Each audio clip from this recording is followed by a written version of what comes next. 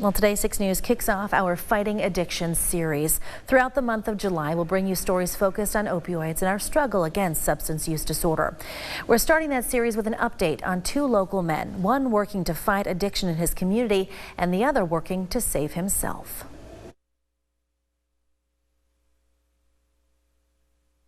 God, if you're up there, please help me. I need your help. 6 years ago, Kalen Kofelt sat down with 6 News. With 2 years of sobriety under his belt, he walked us through how he became addicted to heroin. It started with a prescription for opioids to numb the pain from 2 knee surgeries. But when that habit became too expensive, he sought a cheaper high with heroin.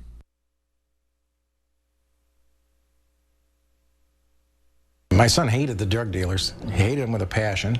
He hated the drug. He hated everything about it. Andy Hurst was also hooked on heroin. His addiction also started with prescription pills. But at 24 years old, Andy's addiction did kill him. 6 years ago, his dad, Mike Hurst, sat down with 6 News, sharing his final moments with his son on that devastating day, May 17th, 2010. He's laying on the ground and the paramedics are trying to revive him, and sit and watch that for 30 minutes, you know. You want to come across something that you never want to have to do, that would be it.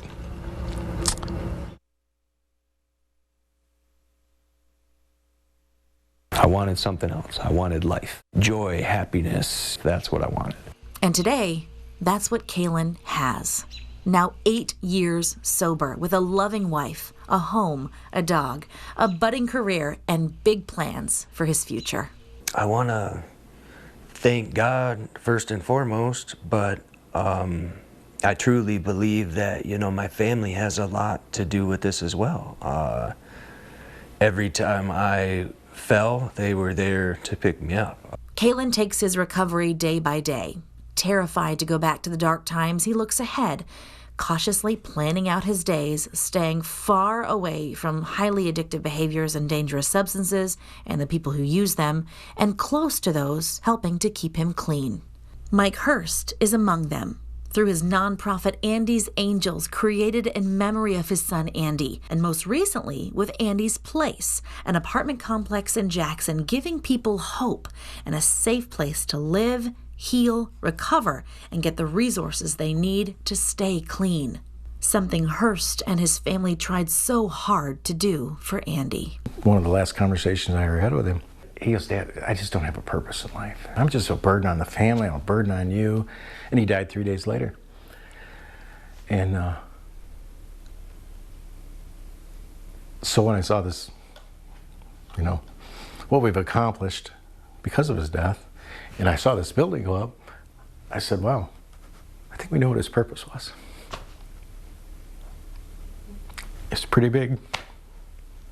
I couldn't imagine a life without the drugs. It was hard to just see beyond that what being clean looked like, let alone, having a great career and a successful marriage. And, these things are a blessing. When we're fighting to stay sober, that you have to nurture like a kindling of a fire, right? And don't let it go. You have to pursue it, you have to chase it every single day as if you were trying to get high. And maintain that addiction. You have to feed your recovery twice as much. Do not give up. Dig in and find some hope from somewhere, because getting clean is the hardest thing I've ever done.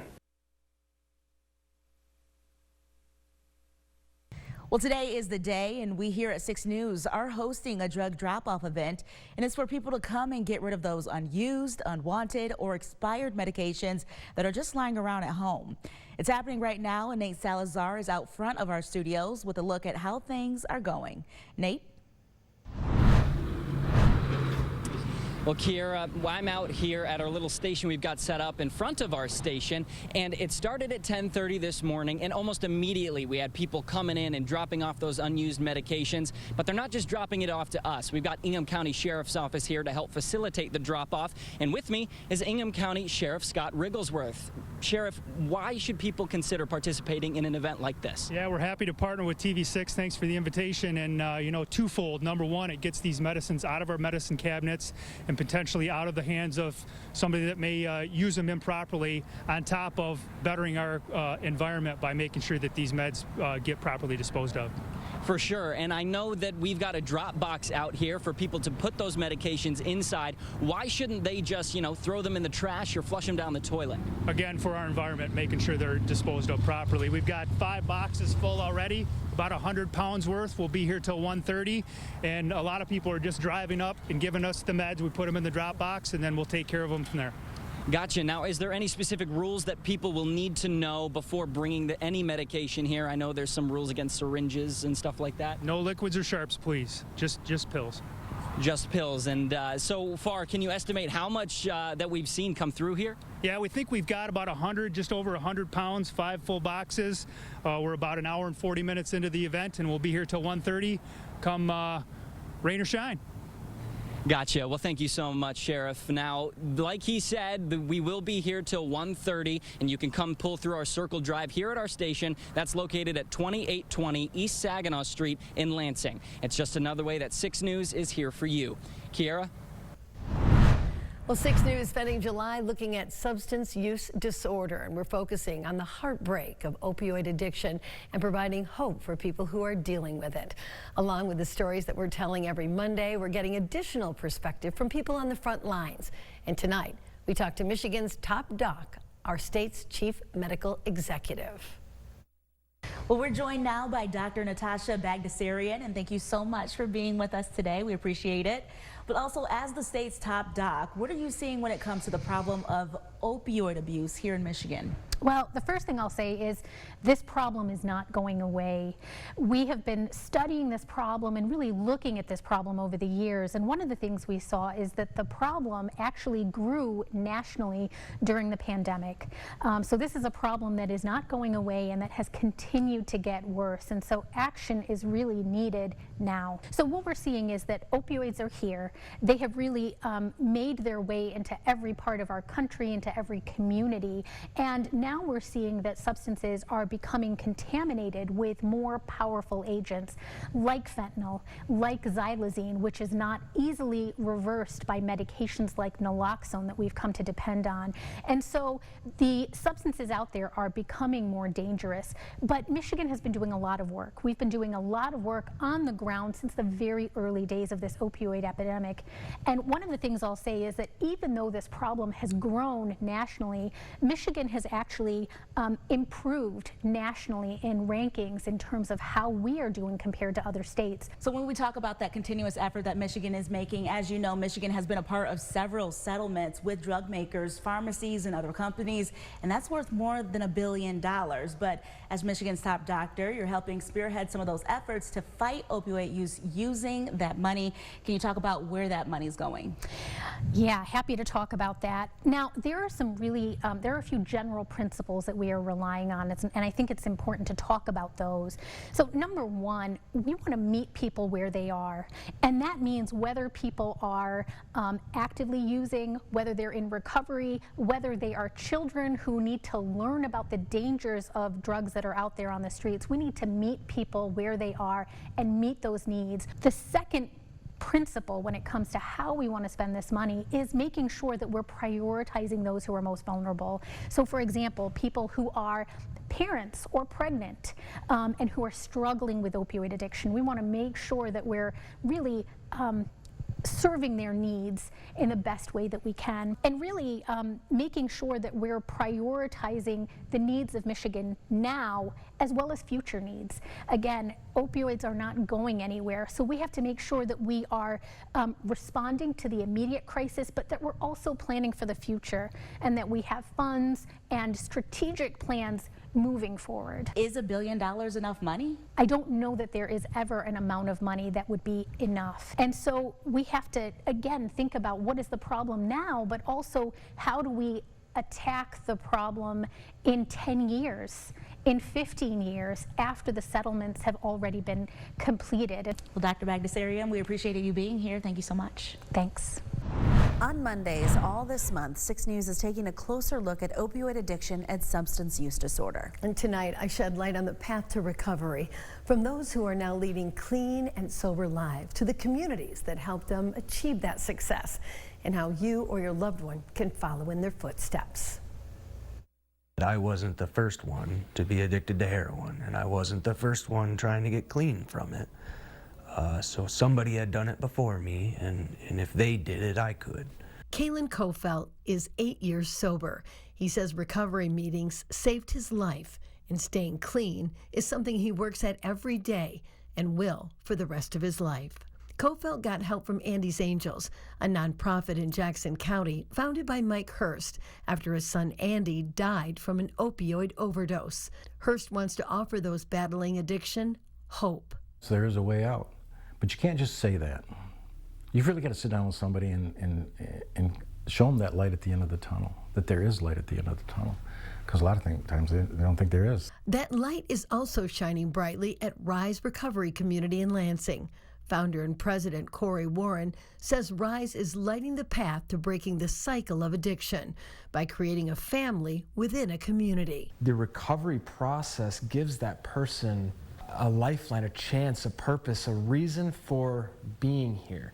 Rise is a peer-to-peer recovery community.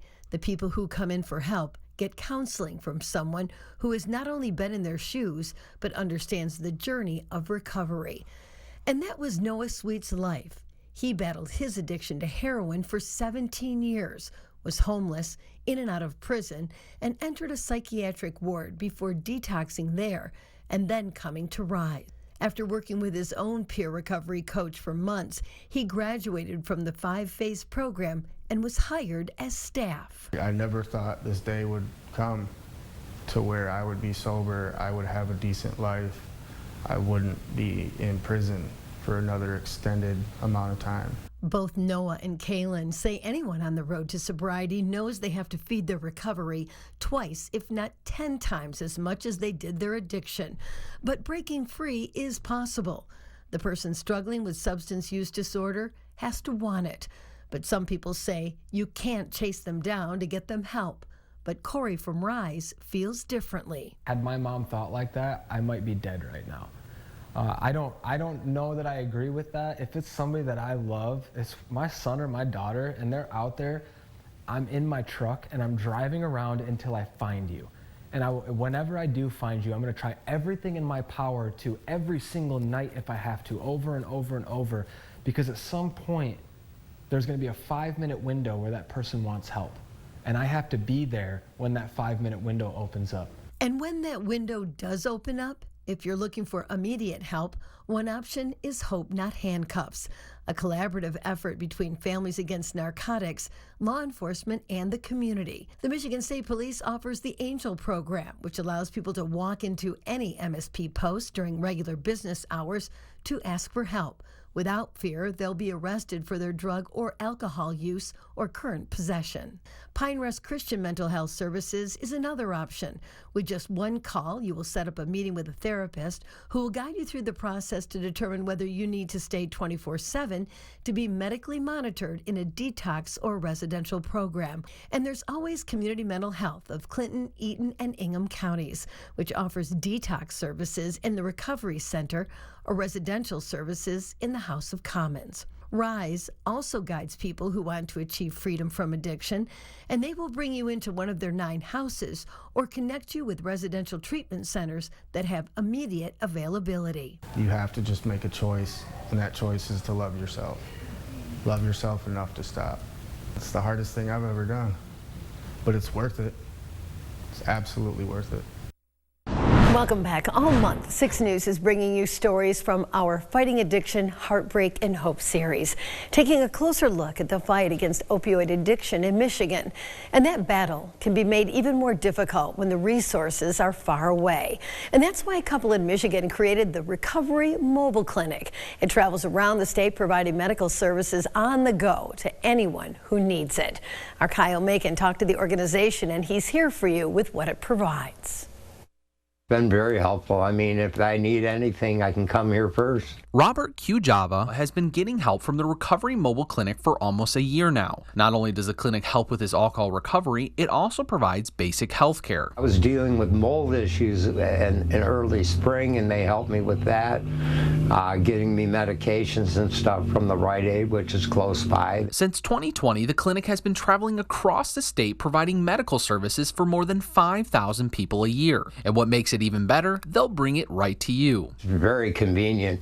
I mean, I walk here every day. It's right here at the clubhouse. I was going to group meetings at 8:30, and they're here at 10:30 promptly, and they're here till 2:30, so you have plenty of time to make it. The founder thought of the idea while working as a nurse, seeing people she cared for not coming back for treatment. Back in 2018, we started noticing that in a typical brick and mortar setting, we were losing around 30% of our patients to follow-up, and that's primary care patients, but it was also mostly our Suboxone and opiate and alcohol addicted patients. Latosa and her husband saw the need and worked to create the first mobile clinic, something made easier since her husband's an RV salesman. When it came down to it, we looked at it and said, this is feasible. This is something that can be done now and can make a huge amount of difference in the community, and it's something that can be replicated in the future. The mobile clinic hit the streets in 2020 at the start of the pandemic, noticing a dangerous trend. The addiction need is definitely there and unfortunately growing. When you look at our numbers of opiate addiction and opiate deaths prior to the pandemic to afterwards,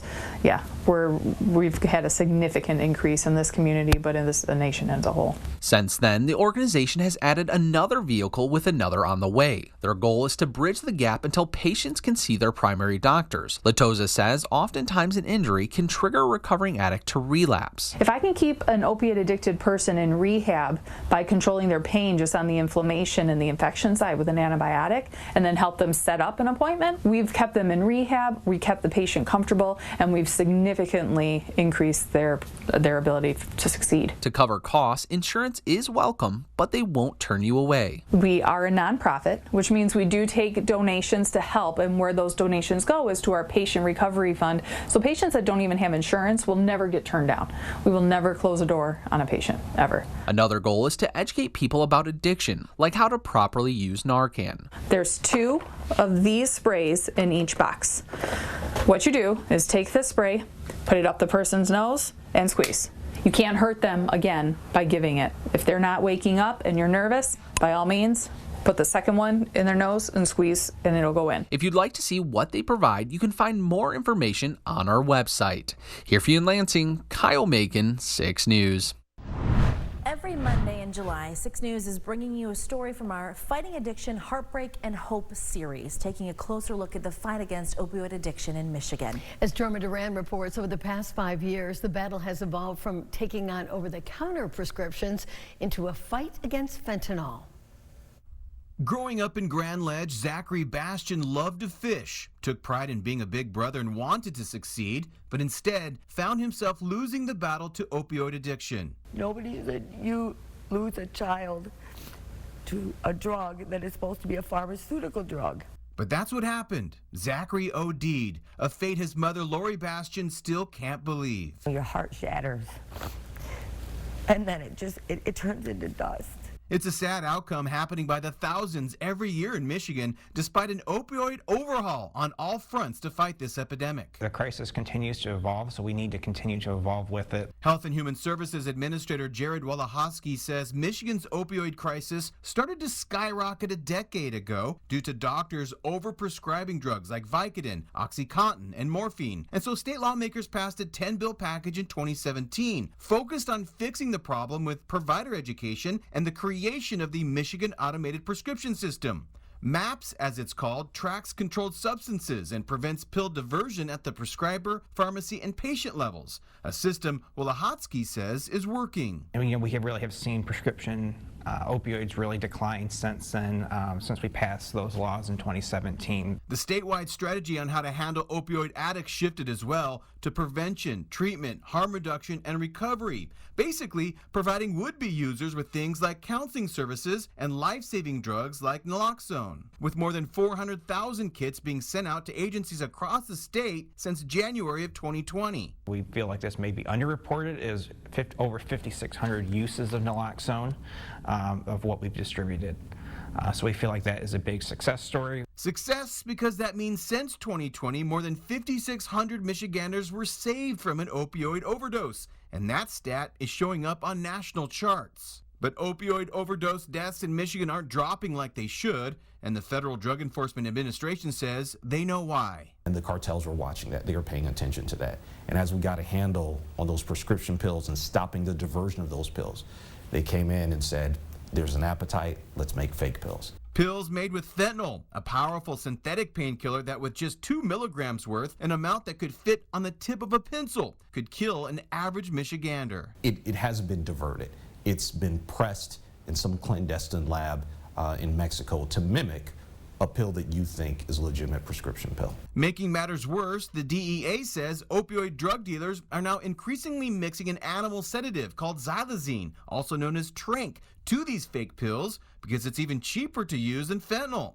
Since October 2019, xylazine-connected overdose deaths have happened in 29 Michigan counties, with the second most, 44, taking place here in Ingham County. Xylazine is now being used as an adulterant for fentanyl.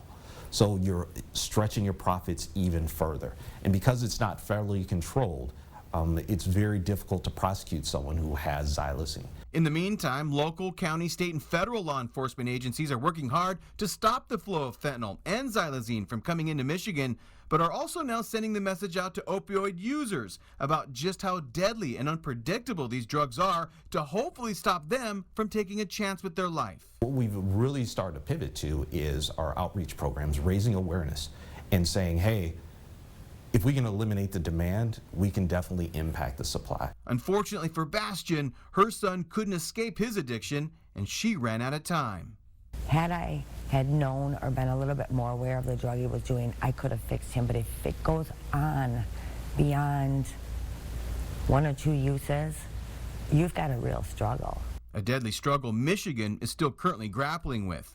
Here for you in Lansing, Jorma Duran, 6 News. 6 News is spending July looking at substance use disorder, and we're focusing on the heartbreak of opioid addiction and providing hope for people who are dealing with it. That's right. Along with the stories we're telling every Monday, we have some additional perspective from people on the front lines. And tonight we hear from a certified alcohol and drug counselor.